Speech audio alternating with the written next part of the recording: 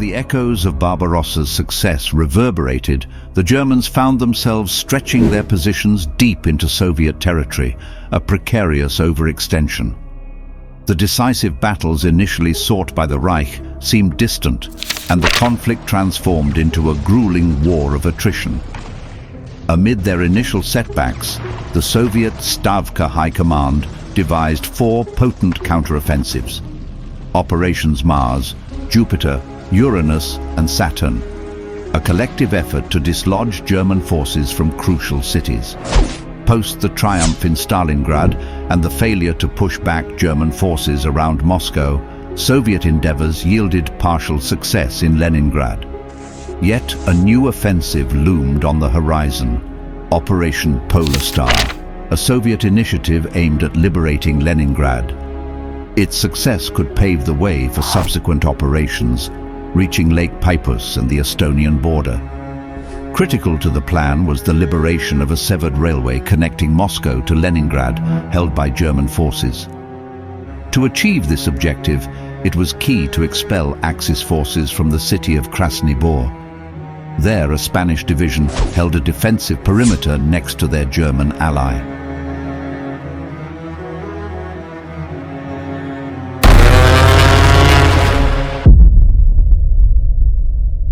Under the command of General Georgy Zhukov, the Soviet offensive targeted the weaker separation area between German and Spanish lines, with a strategic focus on encircling the SS Police Division. The Soviet assault featured 4 infantry divisions totaling 38,000 soldiers, 2 tank battalions with 100 tanks, and an artillery barrage of 800 guns. On February 10, 1943, the battle erupted with a relentless Russian artillery bombardment lasting 2 hours, inflicting significant casualties on the Spanish defenders. The Spanish Blue Division, a force of 500 to 900 soldiers armed with German weaponry and fueled by fervent anti-communist sentiments, distinguishing them from their Axis counterparts, would bear the full burden of the gigantic Soviet onslaught. Listen up! The Soviet counteroffensive is at large. The Bolsheviks are eager to break the Leningrad encirclement and are dashing towards your defenses with armor. Everything is at stake. Today is the day where the Red Wave will meet the Blue Wall.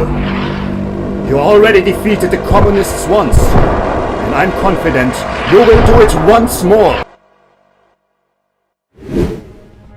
Adjacent to the Spanish Blue Division stood the German 4th SS Division, forming a crucial defensive alliance.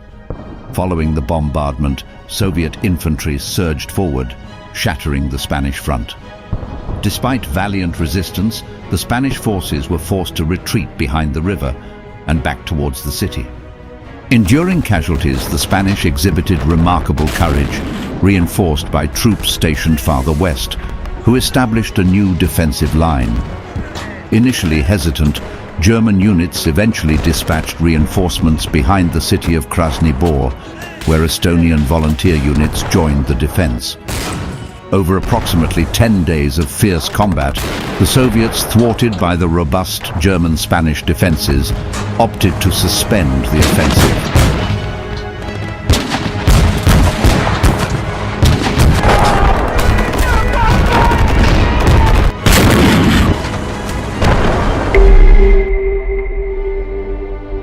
The once frozen landscapes, witness to a tumultuous clash of ideologies, now bore the scars of battles lost and won. Krasny Bor emerged as a testament to Spanish tenacity. Blue Division's report unfolded a somber tale.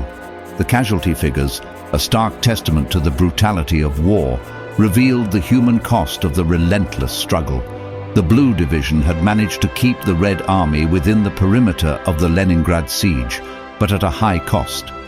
The camera pans over the faces of those who stood tall in the face of adversity.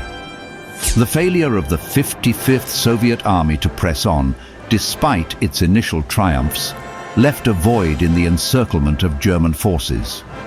A void that altered the course of Operation Polar Star and the fate of Leningrad. Due to these significant losses and Allied pressure on the Francoist regime, the Blue Division withdrew to Germany. and was later dissolved.